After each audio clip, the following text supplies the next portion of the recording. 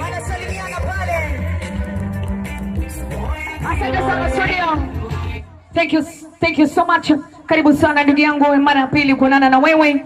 Tunakwambia karibu tena katika viwanja hivi. Bila shaka tunaye Mfunda yuko na kuna wari wengi ambao wako hapa. Mimi sitaki niwe mwingi, nataka niwe mchache. Karibu. Assalamu alaikum.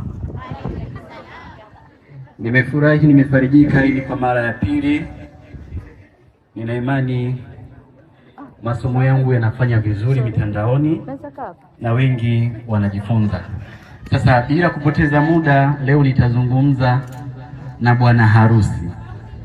Sauti iko chini, labda DJ anaongezee.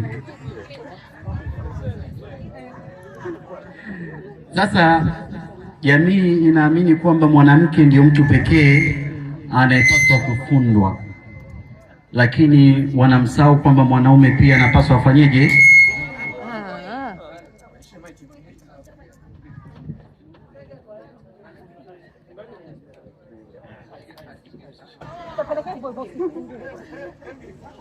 Nifunguke?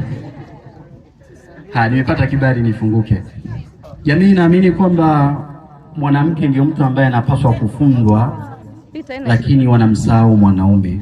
Mwanaume kipaumbele kwenye mafunzo kwa sababu anapitia mambo mengi, anakumbana na vitu vingi.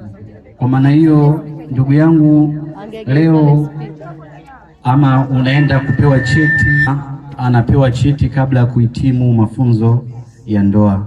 Ndoa ndio kitu pekee ambacho kinaweza kikakufanya unawili, uzidi kunenepa ama upungue.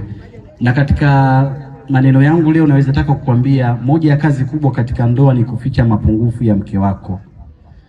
Mapungufu ya mke wako yanaweza kuwa makubwa ama madogo, lakini hupaswi kumtangazia mapungufu yako. Labda nikuulize swali, kama mkeo ana shimo dogo, ukiwaambia marafiki zako itakuwa kubwa?